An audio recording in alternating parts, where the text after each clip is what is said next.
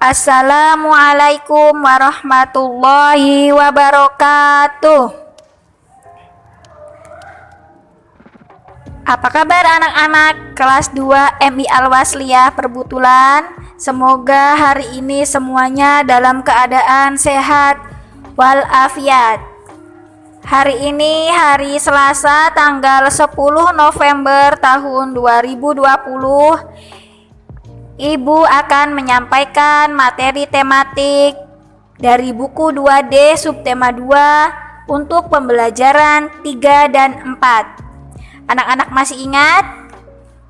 Dengan Ibu Nunung Nurjanah dari guru kelas 2A. Sebelum belajar dimulai, silahkan anak-anak persiapkan alat tulisnya, yaitu buku 2D, kemudian pensil dan penghapusnya juga. Kita awali pelajaran hari ini dengan membaca basmalah bersama-sama. Bismillahirrahmanirrahim. Oke anak-anak, silahkan perhatikan pada layar kalian. Nah ya, kita mulai belajarnya. Ini ada gambar kelas. Ada 2 gambar kelas ya. Gambar yang pertama, silahkan anak-anak tebak, ini gambar kelas yang bersih atau gambar kelas yang kotor. Kemudian gambar kelas di sebelahnya juga, ini kira-kira gambar kelas yang bersih atau kelas yang kotor. Kalau anak-anak nanti belajar di sekolah, anak-anak menginginkan kelasnya kelas yang bersih atau kelas yang kotor? Pastinya kelas yang bersih ya, supaya belajar di kelas kita menjadi nyaman.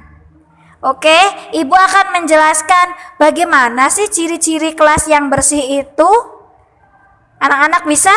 Kalau kelas yang bersih, ciri-cirinya lantainya ada debunya tidak? Pastinya tidak ada. Kemudian jendelanya, kacanya ada kotorannya tidak? Tidak ya, kacanya bersih. Kemudian bagian atasnya, bagian atapnya kira-kira ada kotoran tidak? Tidak. Kalau kelas yang bersih, bagian yang atasnya itu karena sering dibersihkan jadi tidak ada kotoran. Nah, kemudian kalau di kelas kita ada papan tulis. Kalau kelas yang bersih, pasti papan tulisnya pun ketika belajar sudah selesai dibersihkan, tidak ada coretan-coretan.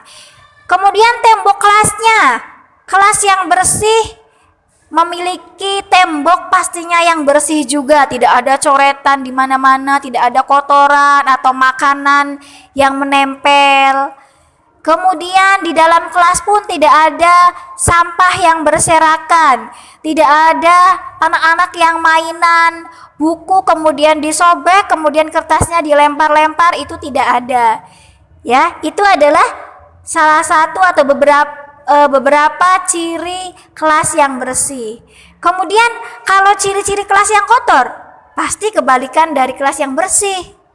Lantainya berdebu, kaca jendelanya kotor, banyak kotorannya, banyak debu, atapnya banyak kotorannya, papan tulis ketika selesai belajar banyak coretan di mana-mana, temboknya pun banyak coretan-coretannya, bahkan bisa jadi ada permen karet yang menempel di tembok, di pintu. Kemudian banyak sampah yang berserakan. Dan semua itu akan menyebabkan apa? Akan menyebabkan banyak kuman dan belajar menjadi tidak nyaman karena banyak lalat, banyak nyamuk. Makanya ketika nanti anak-anak belajar di sekolah, kita semua harus bisa menciptakan kelas yang bersih. Selanjutnya, silakan anak-anak perhatikan. Di sini ada salah satu benda yang ada di dalam kelas kita. Benda apa ini? Anak-anak tahu? Ya, ini adalah papan tulis. Papan tulis yang biasa digunakan oleh ibu guru di kelas ya, papan tulis. Papan tulis ini berbentuk bangun datar apa? Anak-anak masih ingat? Coba perhatikan. Papan tulis memiliki sisi yang berjumlah berapa ya? Kita hitung bersama-sama. Berapa sisi papan tulis? Sisinya ada 4. Kemudian papan tulis memiliki sudut 4 dan banyak titik sudutnya pun 4. Jadi papan tulis ini termasuk ke dalam bangun datar segi 4 karena semua sisi sudut dan titik sudutnya itu ada 4. Kemudian selanjutnya ini ada lagi gambar bangun datar. Coba kita hitung banyak sisinya, atau supaya lebih mudah bagaimana sih menghitung sisi? Mudah, yang ada garisnya dihitung ya. Garisnya ada berapa? 1, 2, 3, 4, 5. Jadi sisinya ada 5. Kemudian sudutnya, kita hitung sudutnya ada 1, 2, 3, 4, 5. Sudutnya pun 5. Kemudian banyak titik sudutnya ada 5 juga. Jadi ini adalah bangun datar yang dinamakan bangun datar segi berapa kalau semuanya ada 5? Segi 5. Selanjutnya ada bentuk bangun datar. Kita hitung kembali sisinya. Ada berapa sisinya ini? 1, 2, 3, 4, 5, 6. Kemudian sudutnya 1, 2, 3, 4, 5, 6. Kemudian banyak titik sudutnya ada 6 juga. Jadi ini adalah bangun datar segi 6. Masih banyak segi-segi yang lainnya yang lebih dari 6, tapi untuk materi hari ini kita belajarnya sampai di segi 6 terlebih dahulu. Kita belajar segi 4, segi 5, segi 6. Sekarang silakan anak-anak perhatikan, Ibu memiliki beberapa gambar alat musik ritmis. Apa sih alat musik ritmis itu? Alat musik ritmis itu adalah alat musik yang digunakan untuk mengatur tempo lagu atau hanya dimainkan sebagai pengiring irama. Nah, umumnya alat musik ini dimainkan dengan cara dipukul, tapi tidak semuanya dimainkan dengan cara dipukul. Ada juga yang dengan cara digesek atau juga digoyangkan. Nah, di sini Ibu memiliki gambar alat musik yang dinamakan alat musik rebana. Kira-kira ini cara memainkannya? Dipukul atau digesek atau digoyangkan? Anak-anak pasti tahu ya, ini dengan cara dipukul. Kemudian yang kedua ada alat musik triangle. Ini alat musik yang digunakan dengan cara digoyangkan. Yang pertama alat musik rebana. Alat musik rebana ini menyerupai bangun datar. Apa? Bangun datar apa ini? Bangun datar lingkaran ya. Kemudian kalau alat musik triangle ini menyerupai bangun datar segi 3. Sekarang kita akan main tebak-tebakan. Anak-anak suka main tebak-tebakan? Silahkan tebak. Ibu memiliki beberapa gambar ya yang ada di sekeliling kita, di dalam rumah ataupun di dalam kelas. Yang pertama ada gambar jam. Nah, di sebelah gambar jam ini ada gambar apa ya? Ini ada gambar lap.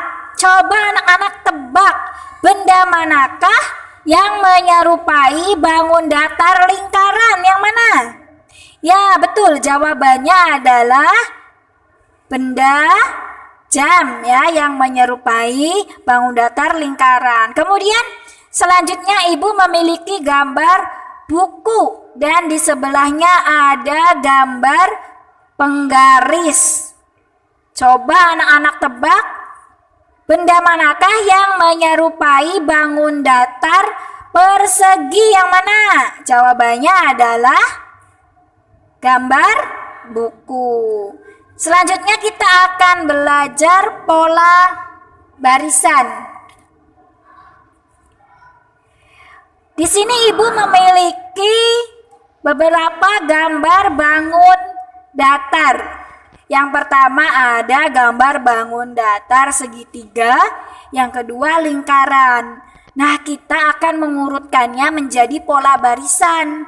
Pola barisan itu kita akan menyusunnya sesuai dengan urutan dari yang awal. Urutannya adalah segitiga dan lingkaran. Jadi kita akan susun segitiga, lingkaran, segitiga, lingkaran, segitiga, lingkaran, dan selanjutnya sampai menjadi pola barisan yang sesuai. Ibu contohkan 3 pola barisan ya. Dan yang kedua ada pola barisan berikutnya, Ibu ada bangun datar, lingkaran, lingkaran, kemudian segitiga. Ini ada 3 urutan bangun datar ya.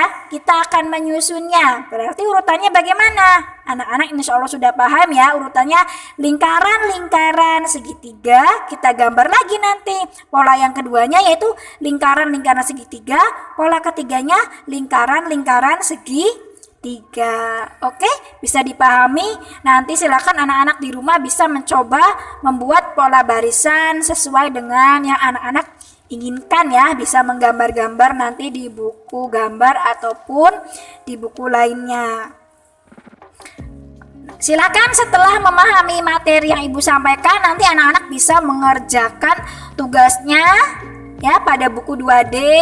Ayo berlatih pembelajaran 3 dan juga ayo berlatih pembelajaran 4. Terima kasih telah menyimak apa yang Ibu sampaikan. Semoga bermanfaat dan dapat menambah ilmu untuk anak-anak semua di rumah.